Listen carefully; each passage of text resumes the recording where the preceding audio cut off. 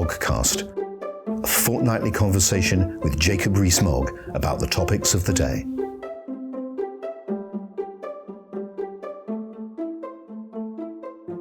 Hello, and welcome to this, the 59th episode of Conservative Homes Moggcast. I'm Henry Hill, the news editor, and sitting opposite me in his usual place and happily actually in front of me to celebrate the latest step on the road to freedom is Jacob ReesMogg. Good afternoon, Jacob. Good afternoon, and it's nice to be seeing each other in person. Absolutely, and I know our regular leaders will appreciate the return of the clock, which hopefully demonstrates that this really is taking place in person. How are you doing? Extremely well, thank you. And if we get to the 70th episode with a bit of luck, we might even have Big Ben back in the background, but we've got to be a little bit more patient for that. Something to look forward to, no doubt. Now, as hopefully, there's been some doubt about the end of the roadmap, but as we're heading towards the end of this crisis, you have been in charge of helping to steer the House of Commons through the difficult business of getting the legislation through, keeping MPs safe, and balancing that with the need to ensure proper scrutiny of government actions. Before I go into some of the specifics, just from your perspective, if you could send a message to the Jacob of 12 or 18 months ago, what, if anything, would you advise him to do differently? What particular tripwires would you say that he should look out for?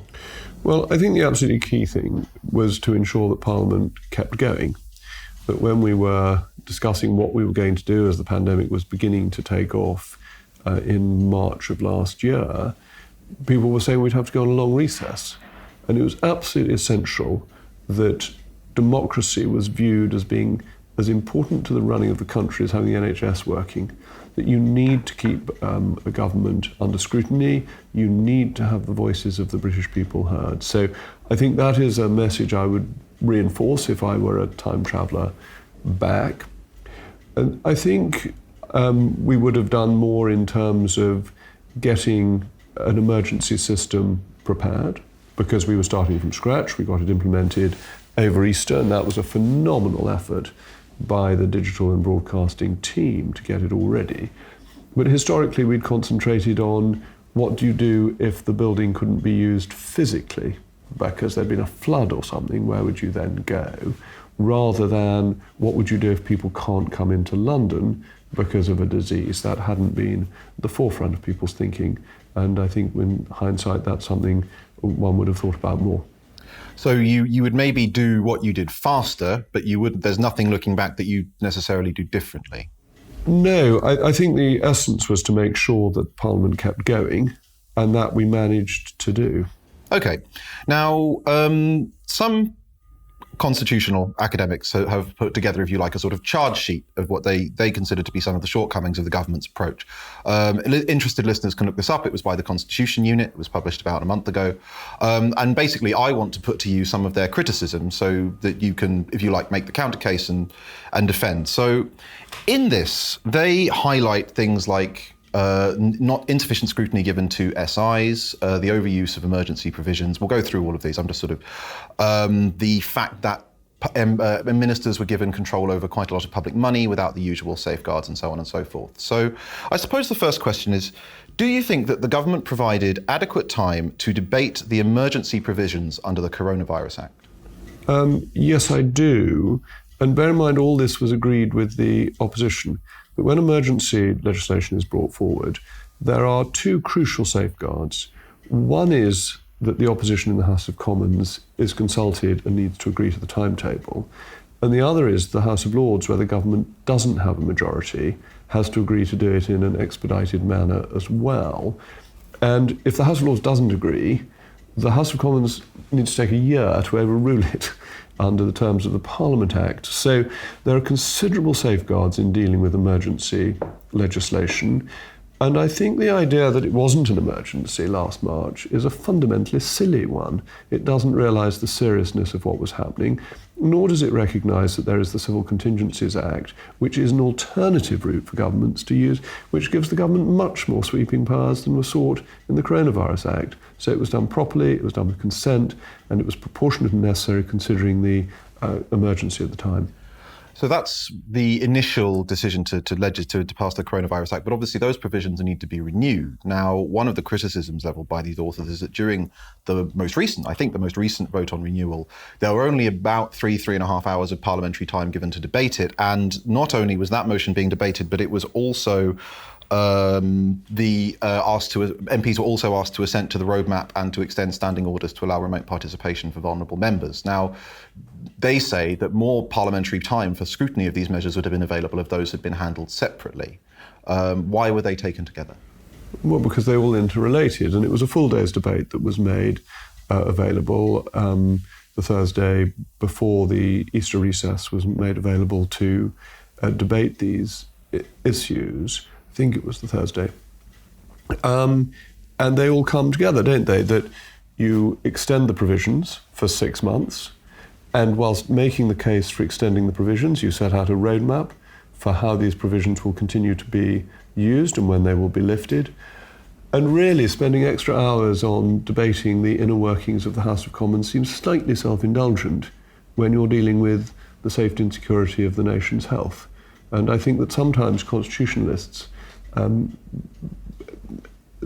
ponder their navels too much and ignore the fact that the nation at large has issues with which it is concerned. So you had a day's debate to discuss the continuation of the Act, and the 6 months continuation of the Act is very important because the government's initial legislation proposed 2 years, but the opposition said, no, 2 years is too long. It should be 6 months. So that's an example of how the parliamentary scrutiny worked in the first place, worked successfully to ensure that the powers were proportionate to the crisis.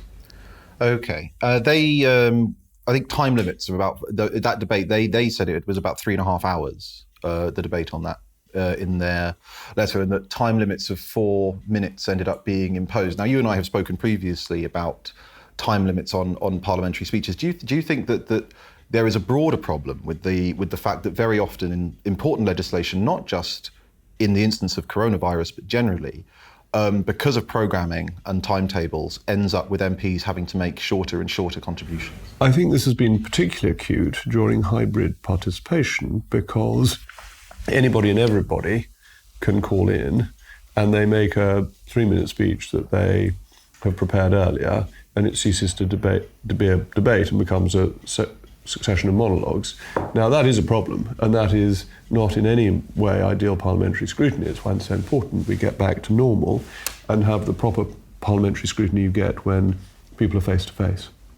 So one thing, on the subject of debates sort of ceasing to be debates, one of the other criticisms that has been levelled is the fact that the government went for a system of effectively mass proxies because obviously MPs couldn't be in the chamber, and so they got to give their. Now, I should say to listeners that did involve if an MP told their whip that they were going to vote against, the whip did vote against. But there is a fear there that basically that meant that a lot of MPs ended up deciding how to vote without, as you say, hearing the debate, sometimes without even seeing what amendments had been accepted. Do you, in retrospect, think that the decision to go with the mass proxy system exacerbated the very problem that you were talking about the sucking substance from the debate in the chamber?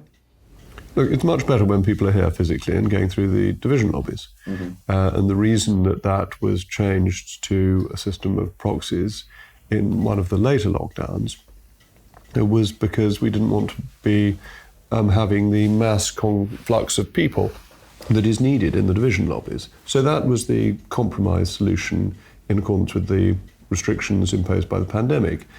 Is it ideal? No, of course it's not. Much better when the division lobbies are full, people are talking to each other, members are congregated, members are making points one to another, members are able to talk to ministers.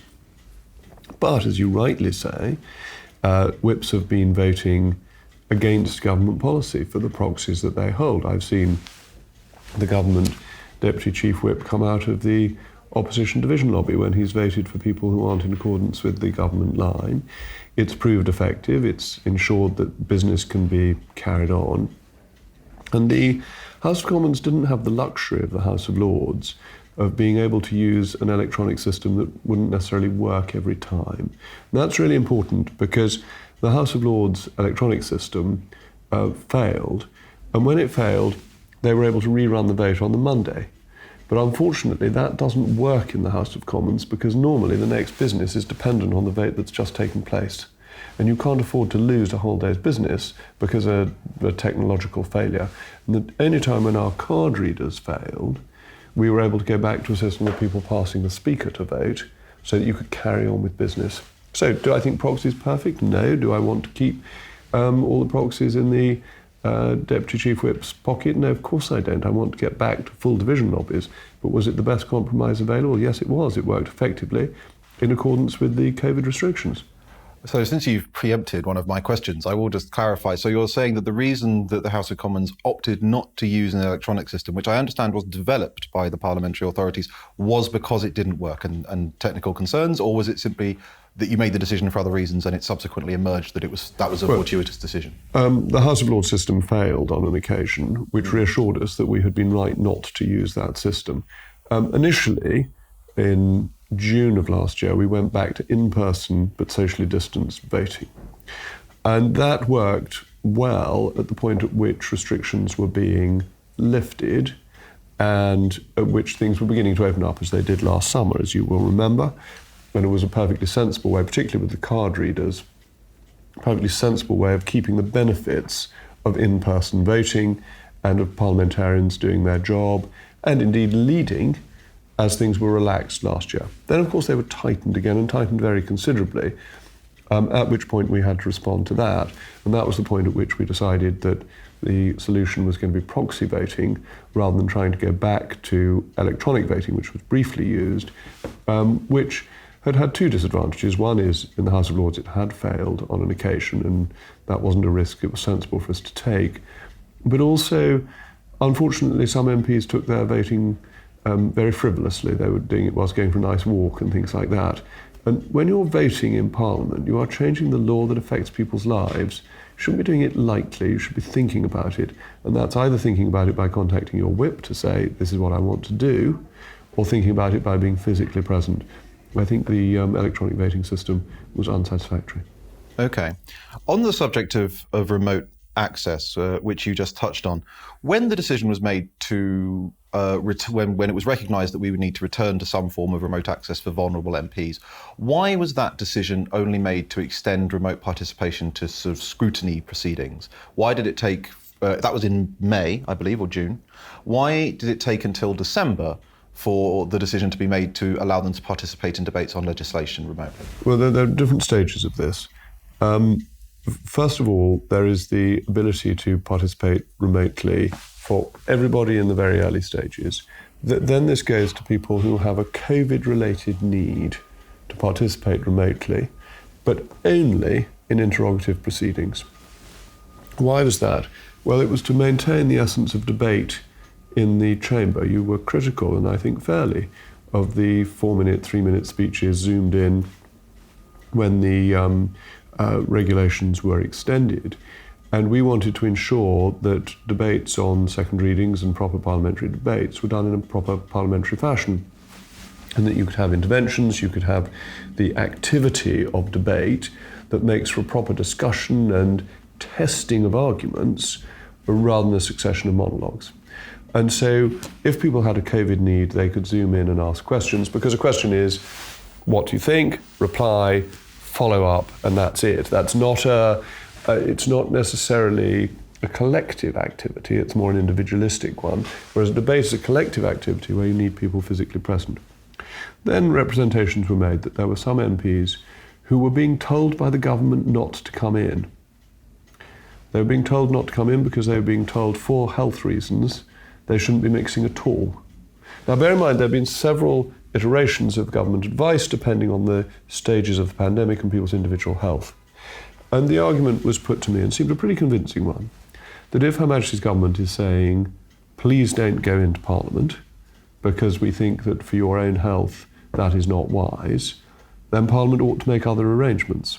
But that was a very small group of people who were affected at a particular stage in the process, and therefore I brought forward proposals that would have allowed them to participate in all proceedings, which were then talked out by the opposition.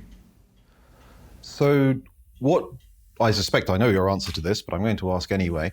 There will probably be people who suggest that because even after the pandemic, people will get sick, people will need to be at home, that there may be grounds for providing long-term provision for remote participation in Commons business. After all, if we could do it now, why can't we make it a normal part of House of Commons life? What would be your answer to suggestions like that? Well, I think there are a number of difficulties with that. One is that people were being told specifically by the government not to go in because of the pandemic. So there was specific advice that was advising them to exclude themselves from Parliament. Now, constitutionally, you cannot exclude somebody from Parliament. Since 1340, we have had a right of unmolested access to the Palace of Westminster when Parliament is in session during the life of a Parliament. And this is fundamental. And I have made this point again and again, that whatever the local restrictions, whatever the restrictions in the devolved authorities, it was unconstitutional to stop a member of Parliament who wished to attend Parliament doing so. And that's really, really important constitutionally, because sometimes it may be convenient for governments to discourage individual members from coming. And they must never be allowed to do that. It's one of our cornerstones of our freedoms, actually, is the right of an MP to exercise his or her democratic mandate. What do we do in future? Well, I think that there are obvious difficulties for members of Parliament who are unwell and how you look after their needs. But their needs will be different and varied. Some will not want people to know that they're ill. Some will want to keep their medical history private, and they must have a right to do that. Others may want to participate, but may find other ways of doing it. They will obviously be able to pair. The Procedure Committee is going to look at whether proxies should be available for reasons other than maternity and paternity leave, which have now been agreed. But fundamentally, the action of Parliament is a collective activity where people need to be present, and that is something important to the functioning of Parliament. Okay. Next, why were the decision made not to extend, or at least according to this, not to create new scrutiny and oversight mechanisms for the extra public money that was spent to combat the COVID-19 pandemic? Apparently, ministers were able to, in the year 20 to 21, ministers were able to spend just under £470 billion of public money prior to parliamentary approval of departmental budgets. Why was that? Was that appropriate? Well, let's look at scrutiny in the round, because there's a general attack by this report on scrutiny. Mm-hmm. The government brought forward emergency measures that gave sweeping powers. Yeah. It then agreed to use these sweeping powers in such a way that there would be prior parliamentary scrutiny for matters of national significance, because it recognised not only that there is a right of the House of Commons to scrutinise, but also scrutiny is a good thing. It leads to better decision making, it helps avoid mistakes. So that was agreed with MPs to ensure better scrutiny beyond that provided for by the Act. And this seems to me absolutely the right way to operate. When a crisis hits, you need the government to be able to do things. Mm-hmm. So you vote through sweeping powers, which the House did according to proper processes, as we've discussed. Mm-hmm. As the crisis evolves, you realise that there may be more time for scrutiny of some decisions. Mm-hmm. And therefore you do that, and you improve the scrutiny as it goes through. As regards the funding, well, first of all, the contingencies bill was brought forward, which allowed for this to happen. The government can't just spend money unless there's been a vote in Parliament to authorise the amount that is spent. And I think from memory, the contingencies bill allowed 50% of the annual budget to be spent in an emergency way. It's normally 2%. Yeah. So it was an enormous power. But Parliament voted for that. It wasn't done by decree. It wasn't ordered from the Mendip Hills that this should happen. It was something that Parliament had to agree. And surely, if you look at what's happened economically over the last year, it was the right thing to do, because you needed to respond quickly to what was going on. And the job of Parliament is holding the executive to account. It always has been. So Parliament votes money, and then it investigates how that money has been spent. It has never been the job of Parliament to approve every individual item of expenditure. It's not what Parliament does. It scrutinises how money is spent after approving the total sum. That's why only the government can request expenditure in Parliament. A backbench MP cannot bring forward legislation to propose expenditure without a Minister of the Crown moving a motion to allow that to happen. And so, the money has been spent. It's been spent on things like the vaccine and on getting PPE, on awarding contracts efficiently and effectively to meet the requirements of the pandemic. And it's being scrutinised. Public Accounts Committee is scrutinising it. That's the role of the Public Accounts Committee. That's the role of Parliament. I think this report doesn't understand the Constitution. Okay, fair enough. I mean, some might say that given that we're no longer in the very exciting 2017 to 19 Parliament and the government has an overall majority, the shape of the legislation it brings forward and the scrutiny procedures baked into them might be more the government's business than we could still legitimately ask the government why it did or did not do certain things. Do you think that the 470 billion will be adequately scrutinised, and the way it was spent will be adequately scrutinised, or next time, lessons learned, would you maybe do anything different? It's being scrutinised, but the scrutiny of expenditure is done after the money is spent. The DWP, we know, is looking at the increase in fraud in claims to the DWP, but it had an emergency to deal with to get payments out to over 1 million people, which it handled stunningly efficiently. The furlough scheme, which is tens of billions of pounds, had to be done quickly and efficiently to protect employment and protect the structures of the economy. And I think there's a challenge I'd put to you on the question you've raised about having a majority. A government with a majority has a mandate, but that doesn't mean that MPs are completely supine and just take whatever is thrown at them. The case has to be made, and made in Parliament. Now, when Parliament uses the majority that the government has to pass something into law, but you don't like it, that doesn't mean it's illegitimate. That's just your political view, is you don't like what's happened, and therefore you say it wasn't scrutinised properly. Oh, they're just patsies. And I'm afraid that's what this group has done. Fair enough. So on the subject, I don't want to taste our listeners' patience too much, but I am going to one last subject on the subject of scrutiny and emergencies. The Speaker described the government's use of secondary legislation as totally unsatisfactory. How would you respond? How do you respond to that charge? I think secondary legislation can and should be done better. And we have an enormous chance to do that, having left the European Union. Because vast swathes of our secondary legislation came through under the 1972 European Communities Act 2.2. And 2.2 allowed government departments to come up with all sorts of stuff that even if Parliament scrutinised it, became our law. It didn't matter what Parliament said, it was our superior law. That's gone. And that's really interesting. And I'm in touch with, I gave evidence to the DPRRC, which is a very good and important House of Lords committee that scrutinises the creation of secondary legislative powers in Acts of Parliament to ensure that the government creates proportionate ones and has the proper scrutiny processes in them. What really excites me, and I'm sorry, you and I are probably the only two people in the world who will get excited by this, is that with the absence of the 2.2 power, scrutiny of secondary legislation now matters. Why? Because Parliament can stop it. It never could before. I mean, it could some of it, but the bulk of it couldn't, because it was European law and was going to become our law whether we liked it or not. And so I think MPs on the SI committees that last for 2 minutes will pay greater attention to secondary legislation because their views now matter. And that is much more important. And you don't notice this group, this friends of yours, saying anything about that, do you? Because hate to suggest or speculate about what their views on leaving the European Union might have been. No, certainly, but I am going to press you because obviously we have left the European Union. So are you telling me that the reason the Speaker's dissatisfaction with the government's use of secondary legislation stems from things which the government couldn't avoid because of Brexit? Yeah. And that includes the alleged overuse of emergency SIs, the laying the emergency SIs were proportionate.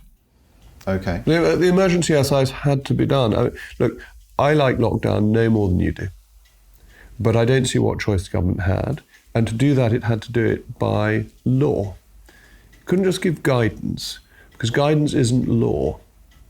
It had to say, this is the law. You can't have compensation schemes if things are only guidance, not effective ones. You have to make it the law. You have to say to restaurants, you've got to close, and because you're closed, this is the compensation. You can't say if you feel like closing, we might give you a bit of compensation. That leads to uncertainty and vagueness. And this has to be done by secondary legislation. You couldn't have done it all by primary.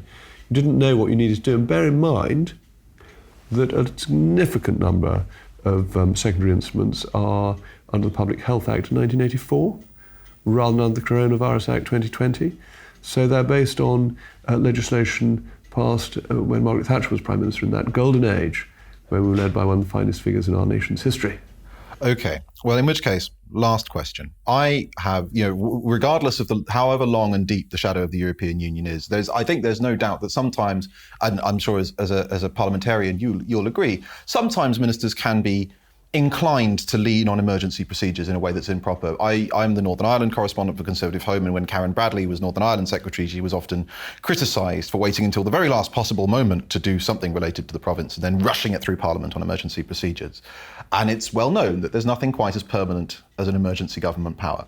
So as hopefully, Deo Volente, we move past this crisis, what are you going to do to ensure that these procedures, justified as they may have been, are set down in full, and we return to and we don't end up with a parliamentary procedure which is more truncated than it might have been before the crisis? Well, first of all, on Northern Ireland, I'm very glad to say that the Northern Ireland Act was announced in the Queen's Speech, which is scheduled to pass in the normal way as a normal piece of legislation rather than under emergency powers.